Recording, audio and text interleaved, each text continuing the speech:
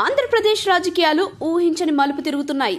కొత్త ప్రభుత్వం కొలువుతీరి నెలలు గడవక ముందే రాజకీయ వేడి రాజుకుంది. తెర వెనుక జరుగుతున్న కుట్రలు, కుతంత్రాలు ఒక్కొక్కటిగా బయటపడుతున్నాయి. ముఖ్యంగా అధికార కూటమిలోని తెలుగుదేశం, జనసేన పార్టీల మధ్య అధికారం కోసం అంతర్గత పోరు మొదలైనట్లు తెలుస్తోంది. పవన్ కళ్యాణ్ ఉప ముఖ్యమంత్రిగా ప్రజల్లోకి దూసుకుపోతుండటం, ఆయన పాలనా శైలికి వస్తున్న విశేష ఆదరణతో రాజకీయ సమీకరణాలు ఒక్కసారిగా మారిపోతున్నాయి. తెలుగుదేశం పార్టీలో నారా లోకేష్ ను ఉప ముఖ్యమంత్రి చేయాలనే డిమాండ్ తెరపైకి రావడం వెనుక పెద్ద వ్యూహమే దాగి ఉందనే గుసగుసలు వినిపిస్తున్నాయి. అయితే జనసేన మాత్రం పవన్ కళ్యాణ్ ముఖ్యమంత్రి పీఠంపై కూర్చోవాలని పట్టుబడుతోంది.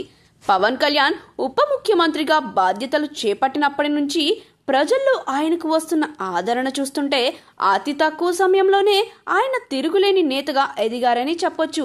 గ్రామ సభలు నిర్వహించి ప్రజల సమస్యలు తెలుసుకోవడం, వాటిపై తక్షణమే చర్యలు తీసుకోవడంతో ప్రజల్లో ఆయనకు మంచి పేరు వచ్చేసింది. దీంతో ప్రభుత్వంలో పవన్ కళ్యాణ్ చక్రం తిప్పుతున్నారని, అధికారమంతా ఆయన చుట్టూనే తిరుగుతుందనే టాక్ వినిపిస్తుంది. ఈ నేపథ్యంలోనే నారా లోకేష్ ను ఉప ముఖ్యమంత్రిని చేయాలనే డిమాండ్ వెనుక పవన్ కళ్యాణ్ జోరుకు కళ్లెం వేయాలనే ఆలోచన ఉందని విశ్లేషణలు వినిపిస్తున్నాయి. పవన్ కళ్యాణ్ క్రేజ్ ను తగ్గించి లోకేష్ కు ప్రాధాన్యం పెంచాలనేది టీడీపీ వ్యూహంగా కనిపిస్తోంది.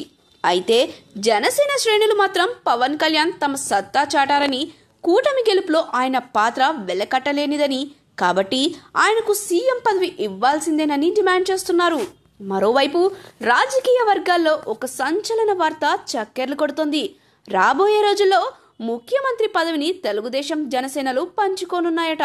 మొదట చంద్రబాబు నాయుడు ముఖ్యమంత్రిగా కొనసాగి ఆ తర్వాత పవన్ కళ్యాణ్ ముఖ్యమంత్రిగా బాధ్యతలు చేపట్టే అవకాశం ఉందని జోరుగా ప్రచారం జరుగుతోంది. ఈ ఊహాగానాల మధ్య మార్చిలో పవన్ కళ్యాణ్ సోదరుడు నాగబాబు మంత్రివర్గంలోకి రానున్నారనే వార్తలు మరింత కలకలం రేపుతున్నాయి. మంత్రివర్గ విస్తరణ సమయంలో ఎలాంటి రాజకీయ మార్పులు జరుగుతాయో వేచి చూడాలి. మొత్తానికి ఆంధ్రప్రదేశ్ రాజకీయాలు రసవత్తరంగా మారాయి.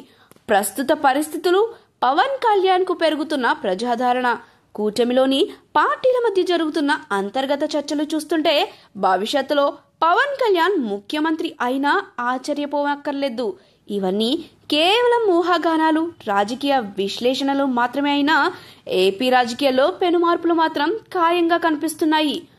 పవన్ కళ్యాణ్ సీఎం పీఠంపై కూర్చుంటారా, లేక రాజకీయ సమీకరణాలు మరో మలుపు తిరుగుతాయా? ఇవన్నీ తెలియాలంటే వేచి చూడాల్సిందే.